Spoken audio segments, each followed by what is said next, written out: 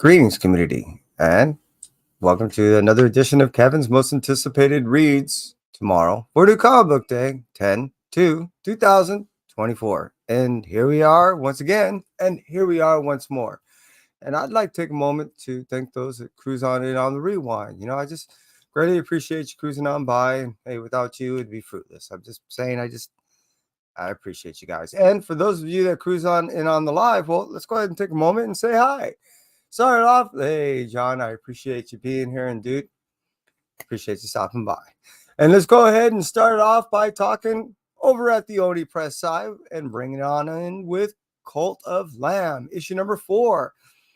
This pretty much finishes it off. I highly recommend this book for anybody that's either 1, playing the game, 2, that's all ages, 3, that's all ages of heart, and or 4, that just loves a good story and it doesn't really have to go anywhere important. What it does give you a little bit of breakdown, a little bit of history on how the game, in a sense, its storyline formulated, but it doesn't really give you anything too in depth that gives you a whole understanding of the game. Why? This game is massive. I knew nothing of it until I was reading the book. Now that I'm reading these 3 issues, going into the 4th, this game is massive. Am I going to play it? I don't have that much time, but dang, it looks fun. So, hey, I'll just stick with the book. Can't wait for issue number 4 coming out tomorrow, 4/2/10. Wait, 10/2. Dyslexic.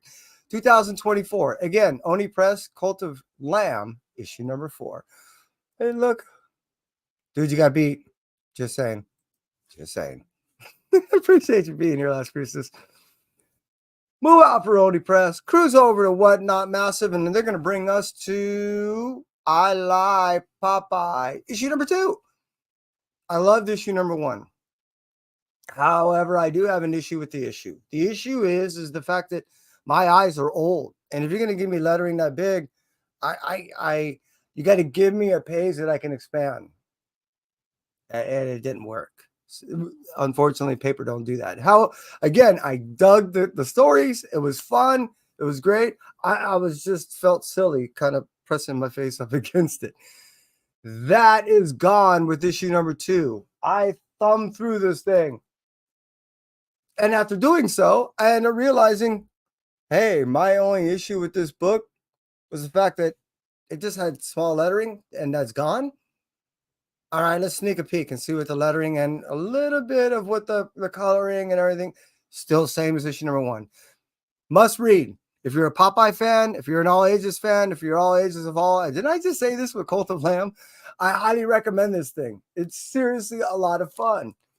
It ain't going to change your life, but it's going to change your face. You want to know with a smile, guarantee. Let's cruise out from Whatnot Massive and let's move over to Image Comics. They're going to bring to us Hyde Street, issue number 1. Jeff Johns, what he ended up doing is seeming like building a 4-part world that has nothing necessarily to do with one another, but has everything to do with the fact that he wanted to build his own, how should I say, world disconnected from one another, and deciding if or when he wants to connect it. The beauty of which was done before, you end up seeing this like with the big game, where you end up seeing that writer, Mark, taking all these different separate storylines, separate stories for 2 decades, and then just tying it all together in one neat little book.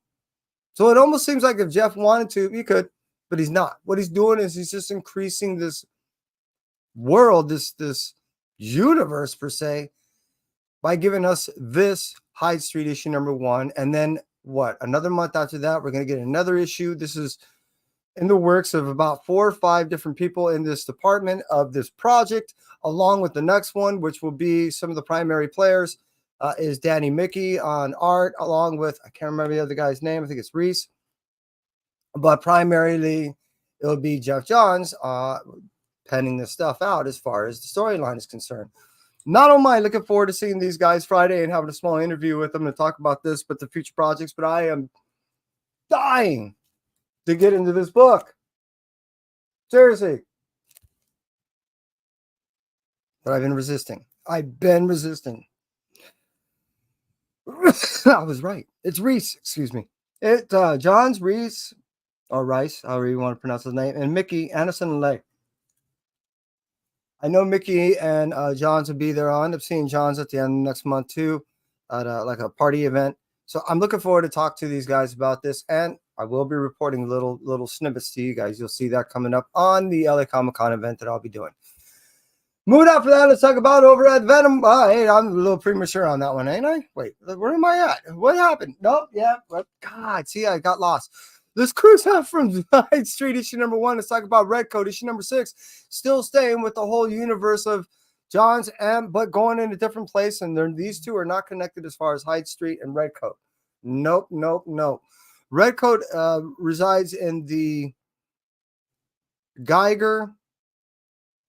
You also got Joe, which is Junkyard Joe. I'm trying to remember the other player in this game, but that was what originated this whole universe. That's what started everything off. And with the success, gave the okay and green light for the successive parts into this universe that has been ever growing. I've been digging it, and I can't get enough. Red Coat is another fun example of how well written these parts to these universe are. And even though they're independent, there's this continuity of writing that is with Jeff that just seems, if you like it, something that you can rely on. And I really dig that. So that's what's been really awesome about everything he's been writing thus far, is that continuous factor that I know that what I'm going to get. And essentially, even though I have no idea what where the story is going. So it's been a joy to read. And Red Coat has actually been one of my favorites outside of Geiger. Moving out from Red Coat, issue number 6, coming to you on 10/2/2024.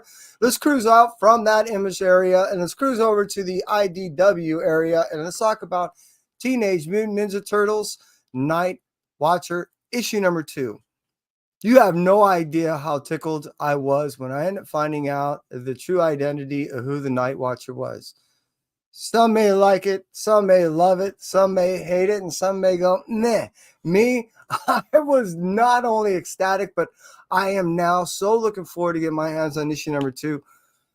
I resisted when I was there. I am getting a couple of issues anyways, and I just didn't want to go overboard. I can wait just a little. But yeah, it's going to be on the top of my list when I get to read it. So yes, TMMT coming out to you tomorrow on 10/2/2024. Night Watcher issue number 2 is pretty high on my list, and I hope it is for you. Let's cruise out from IDW and end up over in the Marvel Comics world. And we'll finish off there by talking about, here we go now. Also again, yeah, the wife yells at me too about that. So it's Venom War Spider-Man issue number 3. Now, that also ties in with another book that's coming out that I'll be talking about in a moment. But this all ties in with the whole Venom War that I've been speaking about ever so long, and I've been enjoying ever so much. I've been really enjoying the fact that Peter has to explain so much to Venom because they've been separated for so long that this whole time it seems like Venom has been playing catch up. And what I've been finding interesting is we're getting a lot of psychological breakdown and some in cases psychological help from symbiotes in the case of both Venom and Carnage when it comes down to both Dylan, or in a sense of this Dylan, Peter, and Brock. And even on the other side, when we're talking about Cletus and with Carnage, there's a lot of psychoanalytical breakdowns that's going on. And you know what? There's some serious issues everyone has to deal with. it's a psychiatrist's dream to be able to not only read this, but to think that they can have these people as their patients because, oh my God, it's been enjoyable and awesome. And this is, to my understanding, probably going to end up being a key. Let's cruise out from that Venom War. If you're reading this thing, that's an integral aspect of it. Spider-Man issue number 3 and talk about Venom War issue number 3. This is also that connecting part that I was saying before with that Spider-Man Venom War aspect because the two kind of play along with one another and it also develops further along in this Venom War. We're halfway through this thing, but we're only seeing about a third of what the ramifications are going to be when we're all said and done. You have no idea how excited I am. I hope you can feel, and I can convey how much not only I've been looking forward to the storyline, but how much I've been enjoying it thus far. So I am truly looking forward to getting my hands on Venom War issue number 3. Moving out from that, let's talk about Ultraman. Avengers, issue number 2. Now, 2 and 3 are going to be rather important, not only for a regular storyline, but I think this is going to send a few ripples throughout the Marvel Universe. I'm going to do a minor little spoiler here. It has to do with Galactus, and he's been looking for someone to take over the helm for him. So I'm going to leave it at that, and we may end up seeing some inkling into, but definitely by issue number 3, of this crossover that I never thought I'd ever see, and I'm so glad it happened with Ultraman and Avengers, let alone a miniseries. I thought it would be a short of like either a one shot or like 3. So this is awesome. I can't get enough, and I can't wait to get my hands on issue number 2. But what we're really here to see, and it's all that time now, and here we are to be the Blue Light special for tonight is Marvel Voices Robbie Reyes Ghost Rider, issue number 1.